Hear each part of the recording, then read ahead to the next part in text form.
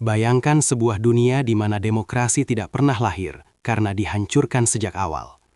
Pada tahun 490 sebelum Masehi, di pesisir kecil bernama Marathon, nasib peradaban barat berada di ujung tanduk. Kekaisaran Persia yang sangat besar dan tak terkalahkan baru saja mendarat dengan ribuan prajurit elit. Di hadapan mereka, hanya ada sekelompok warga Athena yang kalah jumlah, namun berani mati. Ini bukan sekadar perang wilayah, ini adalah perjuangan hidup dan mati demi sebuah ideologi. Bersiaplah, karena kita akan masuk ke dalam salah satu pertempuran paling menentukan dalam sejarah manusia. Selamat datang di Catatan Edo, tempat kita membedah momen-momen paling krusial yang membentuk dunia kita saat ini. Hari ini, kita akan melakukan perjalanan kembali ke masa Yunani kuno untuk menyaksikan pertempuran Marathon yang legendaris. Kita akan melihat bagaimana strategi militer yang brilian dapat mengalahkan kekuatan mentah yang luar biasa. Dari intrik politik di Athena hingga debu di medan perang, kita akan mengupas semuanya secara detail. Pastikan Anda menyimak sampai akhir untuk memahami mengapa lari maraton yang kita kenal sekarang berawal dari pertumpahan darah ini. Untuk memahami maraton, kita harus memahami Kekaisaran Persia di bawah pemerintahan Raja Darius Agung. Pada abad ke-5 sebelum Masehi, Persia adalah negara adidaya yang tak tertandingi, membentang dari India hingga ke Mesir. Mereka telah menaklukkan banyak bangsa dan mengharapkan ketundukan mutlak dari semua orang. Namun, ada sebuah wilayah kecil di barat yang mulai menunjukkan perlawanan, yaitu negara kota Yunani. Athena, khususnya, telah membantu pemberontakan kota-kota Ionia melawan kekuasaan Persia. Tindakan pembangkangan ini memicu kemarahan Darius yang bersumpah untuk membalas dendam dan menghancurkan Athena sekali dan untuk selamanya. Raja Darius bahkan memerintahkan seorang pelayan untuk membisikkan kata-kata, "Tuanku, ingatlah orang Athena setiap kali dia makan."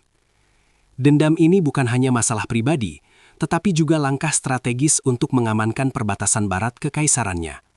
Pada tahun 492 sebelum Masehi, ekspedisi pertama Persia mengalami kegagalan karena badai besar di laut.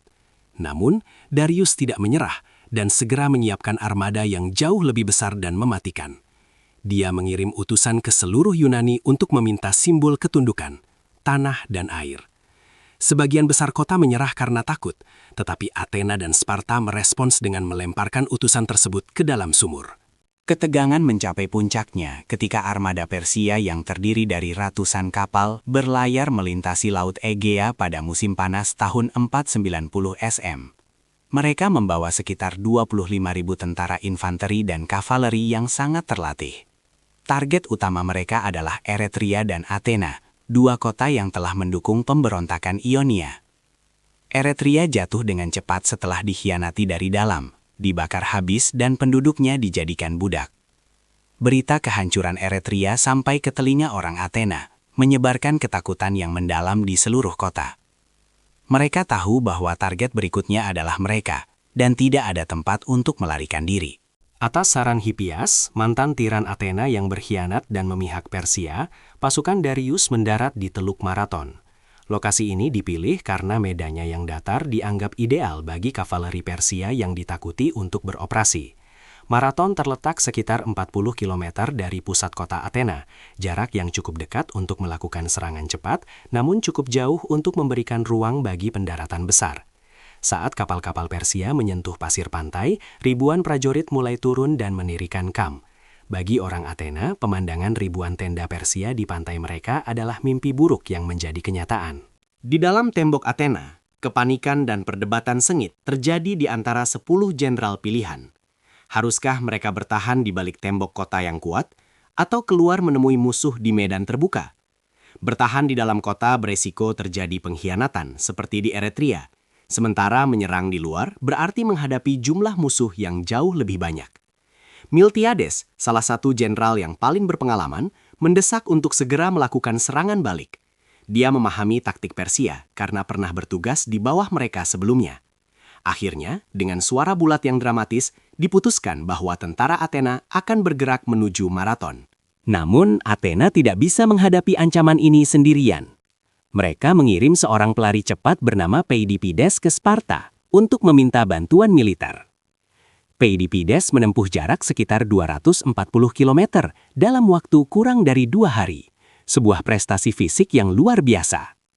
Setibanya di Sparta, dia menyampaikan pesan bahwa Athena akan jatuh jika Sparta tidak segera bergerak. Sayangnya, orang Sparta sedang berada di tengah festival keagamaan Karneia, dan hukum mereka melarang pasukan keluar sebelum bulan purnama tiba. Ini berarti Athena harus menunggu selama beberapa hari yang sangat berharga. Dengan bantuan dari Sparta yang tertunda, Athena hanya mendapat dukungan dari kota kecil Platea yang mengirimkan 1.000 prajurit. Total pasukan Yunani kini berjumlah sekitar 10.000 orang, masih kalah jauh dibandingkan 25.000 tentara Persia. Mereka mengambil posisi di bukit-bukit yang menghadap ke dataran Marathon, memblokir jalan menuju Athena. Selama 5 hari, kedua belah pihak hanya saling menatap dalam kebuntuan yang menegangkan. Orang Yunani menunggu bantuan Sparta, sementara Persia ragu untuk menyerang posisi Yunani yang berada di dataran tinggi yang terlindungi. Pasukan Yunani bukanlah tentara sembarangan. Mereka adalah hoplites. Mereka mengenakan baju zirah perunggu yang berat, membawa perisai bulat besar yang disebut hoplon, dan tombak panjang bernama dori. Formasi mereka yang paling terkenal adalah phalanx, sebuah dinding perisai yang hampir mustahil untuk ditembus dari depan. Di sisi lain, infanteri Persia lebih ringan, menggunakan perisai anyaman rotan dan baju zirah kain. Persia sangat mengandalkan pemanah dan kavaleri untuk menghancurkan musuh sebelum terjadi kontak fisik. Perbedaan teknologi dan taktik militer ini akan menjadi faktor penentu dalam pertempuran yang akan datang. Kebuntuan akhirnya pecah ketika pengintai Yunani melaporkan bahwa kavaleri Persia sedang dimuat kembali ke kapal. Mengapa Persia melakukan ini masih menjadi perdebatan sejarah. Mungkin mereka berniat menyerang Athena langsung dari laut, sementara pasukannya tertahan di Marathon. Miltiades menyadari bahwa ini adalah kesempatan emas. Tanpa kavaleri, kekuatan utama Persia berkurang drastis. Dia segera meyakinkan jenderal lainnya bahwa sekaranglah saatnya untuk menyerang. Matahari baru saja terbit ketika komando diberikan, dan tentara Athena mulai membentuk garis tempur yang sangat panjang, sejajar dengan posisi Persia di pantai. Miltiades melakukan sebuah inovasi taktik yang sangat berani dan tidak konvensional. Biasanya, phalanx Yunani paling kuat di bagian tengah, tetapi Miltiades justru menipiskan bagian tengahnya menjadi hanya beberapa baris. Sebagai gantinya, dia memperkuat kedua sayap pasukannya dengan formasi yang jauh lebih tebal. Dia tahu bahwa Persia akan menempatkan pasukan elit mereka di tengah, dan rencananya adalah membiarkan bagian tengahnya mundur perlahan sambil menghancurkan sisi luar musuh. Ini adalah strategi berisiko tinggi yang menuntut disiplin yang luar biasa dari setiap prajurit yang berdiri di garis depan. Jarak antara kedua pasukan adalah sekitar 1,5 kilometer. Alih-alih berjalan perlahan seperti biasanya, tentara Athena mulai berlari menuju garis musuh. Ini dilakukan untuk memperpendek waktu mereka berada di bawah hujan panah mematikan dari pemanah Persia. Bayangkan ribuan prajurit dengan perlengkapan perunggu seberat 30 kg berlari kencang sambil berteriak memanggil dewa perang. Pihak Persia tertegun melihat pemandangan ini. Mereka pikir orang Athena telah gila karena menyerang tanpa dukungan kavaleri atau pemanah. Ketakutan mulai merayap di barisan Persia saat debu mulai membubung tinggi dari langkah kaki orang Yunani. Benturan pertama sangatlah dahsyat. Suara perunggu menghantam kayu dan tulang bergema di seluruh dataran Marathon. Seperti yang diperkirakan, pasukan elit Persia di bagian tengah mulai menekan garis Yunani yang tipis. Barisan tengah Athena mulai mundur perlahan, menciptakan celah yang seolah-olah memberikan kemenangan bagi Persia. Para komandan Persia yang terlalu percaya diri memerintahkan pasukannya untuk merangsek lebih dalam ke tengah. Namun, mereka tidak menyadari bahwa mereka sedang masuk ke dalam perangkap maut yang telah disiapkan oleh Miltiades dengan sangat matang. Sementara bagian tengah sedang berjuang keras, sayap-sayap Yunani yang kuat berhasil menghancurkan pasukan sayap Persia yang lebih lemah. Dengan disiplin baja, kedua sayap Athena tidak mengejar musuh yang lari, melainkan berputar ke dalam untuk mengepung pusat pasukan Persia. Kini pasukan elit Persia terjepit dari 3 sisi, depan, kiri, dan kanan. Formasi Persia yang tadinya teratur mulai hancur menjadi kekacauan total. Mereka tidak memiliki ruang untuk memainkan senjata atau melarikan diri dari dinding perisai hoplites yang terus merangsek maju dengan tombak-tombak tajam mereka. Kekacauan pecah di barisan Persia saat kepanikan menyebar. Ribuan prajurit Persia yang ketakutan mulai berbalik dan berlari menuju kapal-kapal mereka di pantai. Namun, medan yang mereka lalui tidak ramah. Banyak yang terjebak di rawa-rawa di sekitar pantai dan dibantai oleh orang-orang Yunani yang mengejar. Pesisir maraton yang indah kini berubah menjadi lautan darah dan mayat. Pasukan Athena terus mengejar musuh hingga ke air, berusaha membakar kapal-kapal Persia sebelum mereka sempat meluncurkan diri kembali ke laut. Pertempuran sengit terjadi di tepi pantai, di mana keberanian individu diuji hingga batas maksimal. Dalam pertempuran di pantai, orang Yunani berhasil merebut 7 kapal Persia. Salah satu momen paling heroik melibatkan saudara laki-laki penulis terkenal Aeschylus, yang tangannya dipotong saat mencoba menahan kapal Persia dengan tangannya sendiri. Meskipun banyak yang berhasil melarikan diri ke kapal, kerugian Persia sangat besar. Diperkirakan sekitar 6.400 tentara Persia tewas di Maraton, sementara pihak Athena secara ajaib hanya kehilangan 192 prajurit. Angka ini mungkin terdengar tidak masuk akal, tetapi menunjukkan betapa efektifnya perisai hoplites dan baju zirah perunggu dalam melawan senjata ringan Persia. Namun, kemenangan di pantai Maraton bukanlah akhir dari perjuangan. Sisa-sisa armada Persia segera berlayar menuju Athena melewati Tanjung Sounion, berharap menemukan kota itu tanpa perlindungan. Miltiades menyadari bahaya ini dan memerintahkan tentaranya yang sudah kelelahan untuk segera melakukan mars paksa kembali ke Athena. Tanpa istirahat, para hoplites yang baru saja bertempur seharian penuh harus menempuh jarak 40 km dengan perlengkapan lengkap. Mereka harus berlomba dengan waktu untuk sampai ke kota sebelum kapal-kapal Persia tiba di pelabuhan Phaleron. Ketika armada Persia tiba di depan pelabuhan Athena, mereka terkejut melihat pasukan yang sama yang baru saja mengalahkan mereka di Maraton sudah berdiri tegak di atas bukit-bukit Athena. Kecepatan mars pasukan Yunani ini benar-benar mematahkan semangat tempur Persia yang tersisa. Melihat bahwa kota itu tidak akan jatuh tanpa pengepungan panjang dan berdarah, komandan Persia memutuskan untuk menyerah dan berlayar kembali ke Asia. Athena selamat, dan untuk pertama kalinya, mitos bahwa kekaisaran Persia tidak bisa dikalahkan telah hancur selamanya di mata dunia. Inilah saat di mana legenda Pheidippides yang kita kenal sekarang muncul, meski keakuratannya diperdebatkan oleh para sejarawan. Menurut legenda yang lebih populer, dia berlari dari Maraton ke Athena untuk mengumumkan kemenangan dengan satu kata terakhir, Nenike Kamen, yang berarti kita telah menang, sebelum akhirnya jatuh pingsan dan meninggal karena kelelahan. Meskipun catatan sejarah Herodotus lebih fokus pada larinya ke Sparta, kisah pengorbanan ini telah menginspirasi dunia selama ribuan tahun. Semangatnya untuk menyampaikan pesan kemenangan telah menjadi simbol ketahanan manusia yang melampaui batas fisik. Dampak dari pertempuran Maraton sangatlah luas dan mendalam. Bagi Athena, ini adalah bukti bahwa sistem demokrasi mereka mampu menghasilkan warga negara yang setia dan prajurit yang lebih tangguh daripada budak kekaisaran. Kemenangan ini memberikan Athena kepercayaan diri yang luar biasa untuk memasuki zaman keemasan mereka, di mana seni, filsafat, dan sains berkembang pesat. Tanpa kemenangan di Maraton, dunia mungkin tidak akan pernah mengenal Sokrates, Plato, atau Parthenon. Budaya barat yang kita kenal sekarang berakar dari keberhasilan para hoplites di pesisir Maraton tersebut. Namun, bagi Persia, Maraton hanyalah gangguan kecil di perbatasan mereka. Kekalahan ini tidak menghancurkan kekaisaran, tetapi justru membuat mereka lebih bertekad untuk menaklukkan Yunani di masa depan. Raja Darius mulai mempersiapkan invasi yang jauh lebih besar, namun dia meninggal sebelum rencananya terwujud.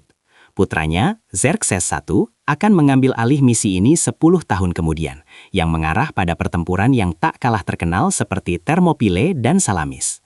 Maraton hanyalah babak pembuka dari drama panjang yang dikenal sebagai Perang Yunani-Persia. Secara militer, Maraton mengajarkan dunia tentang pentingnya geometri medan perang dan keunggulan teknologi zirah. Formasi falangs terbukti jauh lebih efektif dalam pertempuran jarak dekat dibandingkan gaya bertarung individu Persia yang lebih longgar.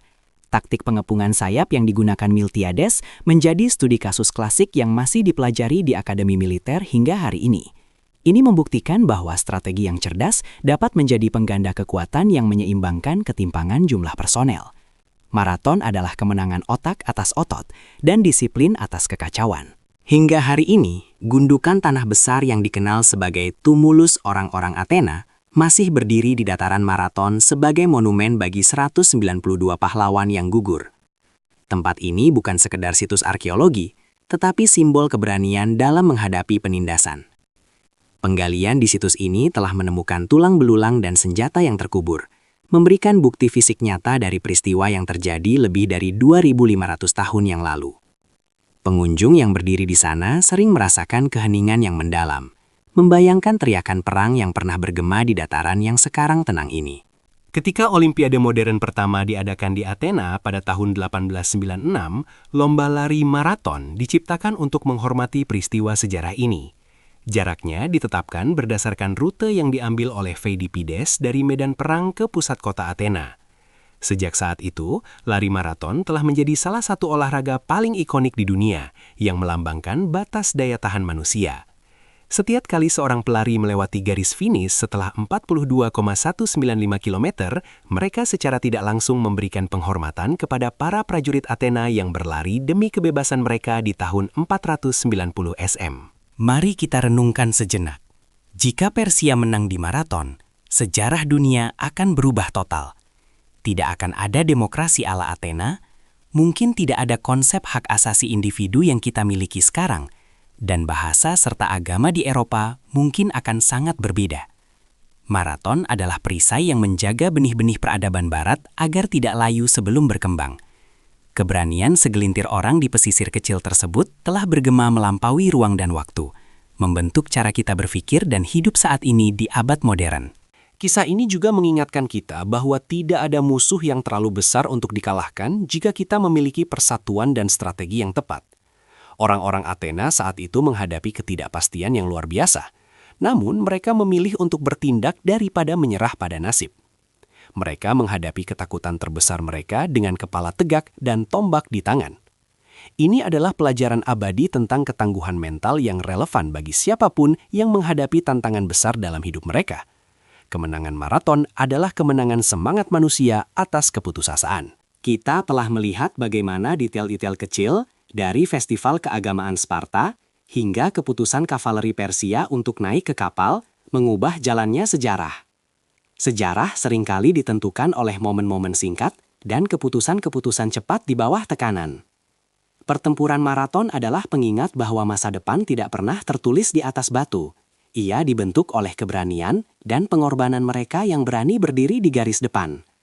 Semoga kisah ini memberikan perspektif baru bagi Anda tentang betapa berharganya setiap inci sejarah yang kita miliki.